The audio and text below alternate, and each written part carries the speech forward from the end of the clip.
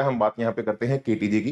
KTG is kinetic theory of gases, जो आपको ये बताती है कि गैस के अंदर बहुत सारे मॉलिक्यूल्स होते हैं जो कि कंटेनर के अंदर अपने कोलाइड कर रहे होते हैं। तो कुछ स्टैंडर्ड पोस्टुलेट्स हैं जिसको एज्यूम करते हुए हम इस चैप्टर में बच्चों आगे बढ़ते हैं।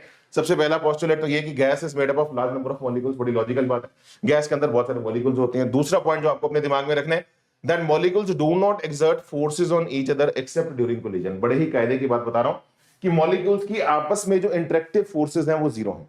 ये दो मॉलिक्यूल्स एक दूसरे को, देखो वैसे अगर आप जानते हैं दो मासेस gm1m2/r² से एक दूसरे को इंटरेक्ट करते हैं, एक दूसरे पे फोर्स लगाते हैं। तो ये कह रहा है कि जो मॉलिक्यूल्स हैं इनके बीच की जो इंटरेक्टिव फोर्स है वो जीरो है। हाँ, ये एक दूसरे पे फोर्स लगाएंगे सिर्फ और सिर्फ बच्चों कोलिजन के दौरान। दूसरी बात जो हमें दिमाग में रखनी है, are collisions are elastic in nature, मतलब जो भी कोलिजन्स होंगी उनके अंदर कोई एनर्जी का लॉस नहीं होगा। सभी कोलिजन्स हमारी आइडियल होंगी, सभी कोलिजन्स हमारी इलास्टिक है। और लास्ट पॉइंट बेटा बड़ा इंपॉर्टेंट है, दिमाग में रखिएगा, size of molecules is very very small as compare to the separation between the molecules. ये वाला पॉइंट और ये वाला पॉइंट, ये दोनों पॉइंट्स आपस में इंटरलिंक्ड पॉइंट्स हैं।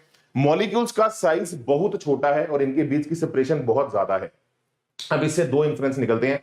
आप अगर gm1m2/r² का फॉर्मूला अपने दिमाग में रखें तो साइज बहुत छोटे हैं, है ना, वो पॉइंट मासेस हैं हमारे, तो m1 m2 हो गए, बहुत नेग्लिजिबल, डिस्टेंस बहुत ज्यादा है, तो डेफिनेटली उनके बीच की जो इंटरेक्टिव फोर्स होगी वो हमारी जीरो होगी। बस कोलिजन के दौरान फोर्स हम कंसीडर करेंगे। अगर r डिस्टेंस पे वो पड़े हैं तो उनके बीच में कोई फोर्स कंसीडर नहीं की जाएगी। और इसी का एक्सप्लेनेशन ये वाला पॉइंट है, और इसी को आगे जाके हम यूज भी करेंगे कि दो मॉलिक्यूल्स की आपस में पोटेंशियल एनर्जी जो होती है वो जीरो होती है, बिकॉज सेपरेशन ज्यादा होगी और साइज उनका बहुत कम है। तो पोटेंशियल एनर्जी का फॉर्मूला भी अगर आप अपने दिमाग में रखें, -gm1m2/r, उस हिसाब से अगर रिलेट करें तो m1 m2 छोटे हो गए, r ज्यादा हो गया, तो पोटेंशियल एनर्जी भी जीरो होगी।